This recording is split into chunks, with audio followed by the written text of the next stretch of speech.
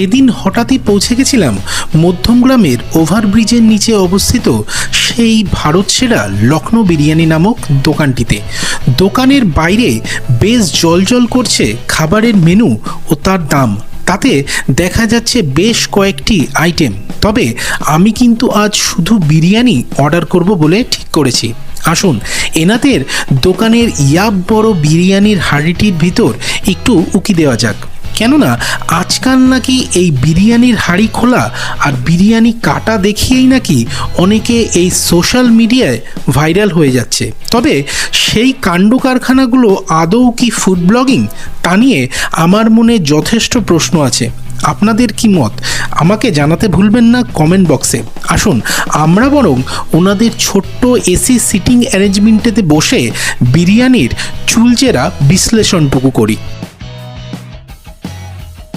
এটা মাটন বিরিয়ানি, তার সঙ্গে এই ফিরনি, একটা এই জিরা সোডা, এই একটা করে জল দিয়েছি। আমি মাটন বিরিয়ানির পিসটা তুলে দেখাই। এই একটা আলু, এটা স্পেশাল কম্বো বলছে ওনারা, একটা ডিম, এই হচ্ছে মাটনের পিস, বেশ সাফিসিয়েন্ট।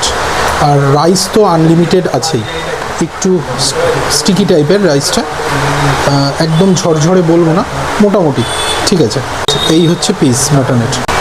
আর মাটনটা দেখি কেমন নরম, মাটনটা বেশ নরম, পিঙ্কিশ মাটন আছে, বেশ নরম। আর এটা হচ্ছে চিকেন বিরিয়ানি নিয়েছি আমরা, সেটা এই একটা আলু আছে, বেশ বড়, সেরম নরম নয় তবে ঠিক আছে, ভালো, যা বোঝাই যাচ্ছে পেঁয়াজের রসে চোবানো। আর এই হচ্ছে চিকেনের পিস, বেশ ভালো, আমার পক্ষে যথেষ্ট। আর রাইস কিন্তু আনলিমিটেড, বেশ সাদা হলুদ ভাত, লং গ্রেন, ভালোই, খারাপ না, 160 টাকা দাম। আর মাটন বিরিয়ানিটা এইটা কম্বো 320 টাকা দাম পড়েছে। গন্ধ ভালোই বেরোচ্ছে, চলুন স্টার্ট করা যাক। মটন বিরিয়ানি খাবো না আমি, সেটা এই যে ছেলে খাবে। আজকে আমি চিকেন বিরিয়ানি খাচ্ছি। এই হচ্ছে চিকেনের পিস, বেশ নরম, সুন্দর গ্রিন চাটনি দিয়েছে, গ্রিন চাটনি দিয়ে চিকেন। রাইসের যে কোয়ান্টিটিটা বেশ ভালো, আর টেস্ট যথেষ্ট ভালো, কিন্তু ভ্যালুয়েবল, ঠকবেন না। এই দোকানটা বেশ ভালো, অনেকেই জানেন সোশ্যাল মিডিয়ার দৌলতে।